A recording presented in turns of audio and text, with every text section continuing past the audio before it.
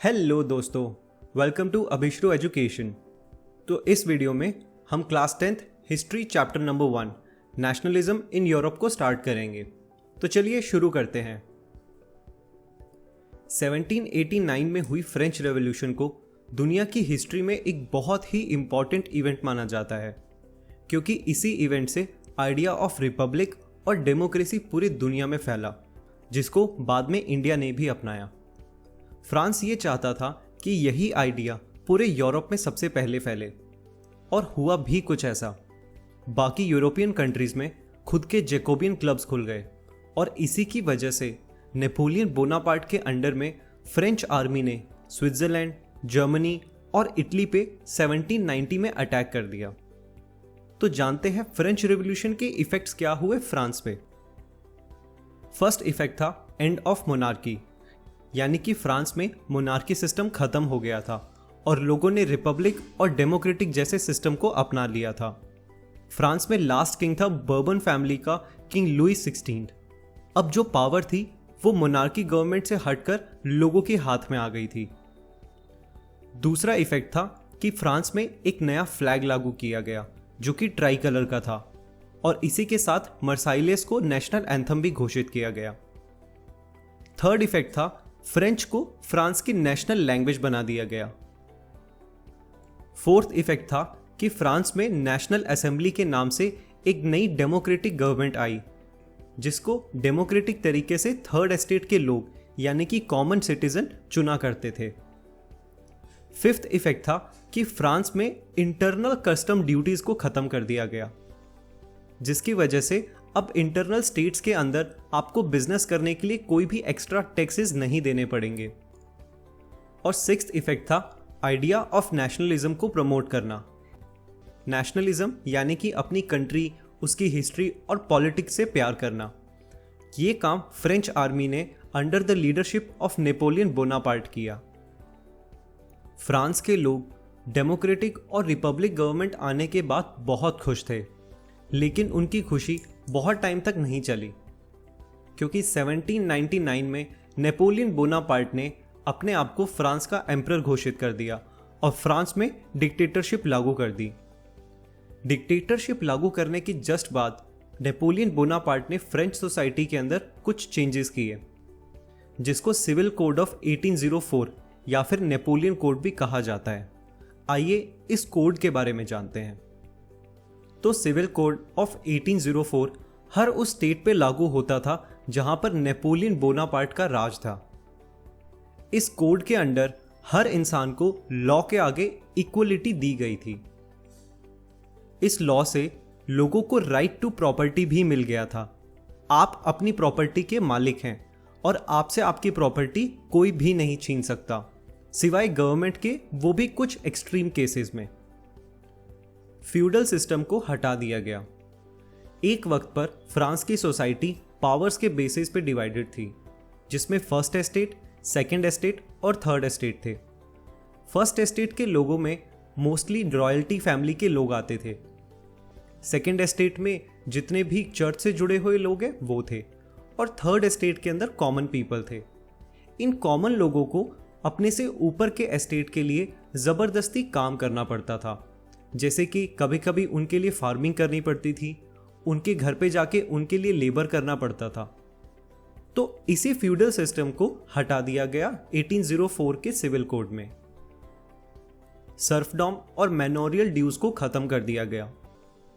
सर्फडॉम एक ऐसा स्टेटस था जहां पर पीजेंट्स को अपने से हायर कैटेगरी के लोगों के लिए जबरदस्ती फार्मिंग करनी पड़ती थी, चाहे उनकी मर्जी हो या ना हो। गिल्ड रिस्ट्रिक्शंस को हटा दिया गया। गिल्ड रिस्ट्रिक्शंस कुछ ऐसे रिस्ट्रिक्शन थे जिनकी वजह से बिजनेसमैन और मर्चेंट्स को इंटरस्टेट बिजनेस करने में प्रॉब्लम होती थी, जैसे कि एक्स्ट्रा टैक्सेस और एडिशनल ड्यूज। तो गिल्ड रिस्ट्रिक्शंस को हटाने के बाद बिजनेसमैन और मर्चेंट काफ़ी खुश थे कि उनको बिना किसी एक्स्ट्रा टैक्सेस के इंटरस्टेट बिजनेस करने का मौका मिलेगा। तो 1804 के सिविल कोड के बाद एक स्टैंडर्डाइज मेजर और वेइंग स्केल को इंट्रोड्यूस किया गया, सो दैट यूरोप के अंदर इंटरस्टेट बिजनेस करने में मर्चेंट्स और बिजनेसमैन को प्रॉब्लम ना हो। यूरोपियन स्टेट्स में अलग अलग वेइंग और मेजर के स्केल्स थे, जिसकी वजह से बिजनेसमैन और मर्चेंट्स को अपने अपने गुड्स को वेट और मेजर करने में बहुत प्रॉब्लम हुआ करती थी। नेपोलियन कोड के ये जो रूल्स एंड रेगुलेशंस थे, ये कुछ लोगों को बहुत पसंद आ रहे थे, लेकिन इन रूल्स एंड रेगुलेशन के कुछ ड्रॉबैक्स भी थे। फर्स्ट ड्रॉबैक था कि नेपोलियन बोनापार्ट ने टैक्सेशंस को इंक्रीज कर दिया था। अब कॉमन लोगों को पहले से ज़्यादा टैक्स देना पड़ता था। हालांकि उनके फेवर में कुछ रूल्स एंड रेगुलेशंस आए, लेकिन उसकी वजह से उन लोगों को एक्स्ट्रा टैक्सेस भी देने पड़े। ड्रॉबैक नंबर 2 था कि सेंसरशिप को वापस लागू कर दिया गया। इसका मतलब था नेपोलियन बोनापार्ट की गलतियों के खिलाफ कोई भी इंसान कुछ नहीं बोल सकता था। अगर कोई कम्युनिटी नेपोलियन बोनापार्ट के खिलाफ बोलती तो उसे मार दिया जाता था। और ड्रॉबैक नंबर 3 था फोर्स रिक्रूटमेंट्स, यानी कि आपकी मर्जी के बिना आपको आर्मी ज्वाइन करने को बोला जाए। ऐसा इसलिए किया गया क्योंकि नेपोलियन चाहता था कि वो पूरे यूरोप का एम्परर बन सके, और उसी वजह से अपनी आर्मी को बढ़ाने के लिए उसने फोर्स रिक्रूटमेंट किए। नेपोलियन कोड को स्विट्जरलैंड और हॉलैंड के लोगों ने बहुत ही अच्छी तरीके से वेलकम किया। इनफैक्ट वो लोग फ्रेंच आर्मी को as flag barrier of liberty की तरह देखने लगे। लेकिन कुछ ही टाइम बाद उन्हें यह समझ में आ गया कि इस फ्रीडम की कीमत बहुत महंगी चुकानी पड़ रही है। नेपोलियन बोनापार्ट का एरा भी एक टाइम पे एंड हो गया।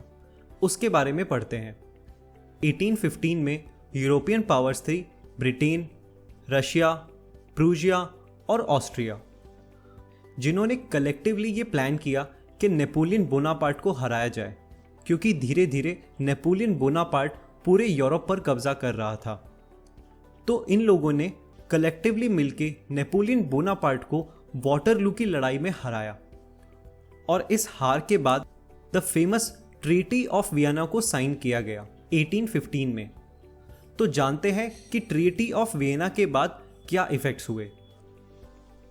इफेक्ट नंबर 1, फ्रांस में बर्बन डायनेस्टी को रिस्टोर कर दिया गया और वहां पर फिर से मोनार्की सिस्टम को इंट्रोड्यूस किया गया है। फ्रांस की बाउंड्रीज पर स्टेट को सेटअप कर दिया गया so that France as a country अपने आप को एक्सपेंड नहीं कर पाए फ्यूचर में। इफेक्ट नंबर 3, पर्शिया को वेस्टर्न बॉर्डर ऑफ यूरोप में कुछ इंपॉर्टेंट टेरिटरीज दे दी गई। इफेक्ट नंबर 4, ऑस्ट्रिया को नॉर्थ इटली का कंट्रोल दे दिया गया। इफेक्ट नंबर 5, रशिया को पोलैंड का पूरा अधिकार मिल गया। और इफेक्ट नंबर 6, कन्फेडरेशन नाम से 39 स्मॉलर स्टेट्स का एक ग्रुप था जिसको अनटच्ड छोड़ दिया गया, यानी कि चारों यूरोपियन पावर में से किसी भी पावर का हक उन 39 स्टेट्स पर नहीं था। सो इस पार्ट में केवल इतना ही। अगर आपको टॉपिक समझ में आया हो तो वीडियो को लाइक करें, अभिष्टु एजुकेशन को सब्सक्राइब करें सो दैट नए पार्ट की नोटिफिकेशन आपके पास पहुंच जाए। तब तक के लिए अपना ध्यान रखिए और मिलते हैं अगले पार्ट में। बाय।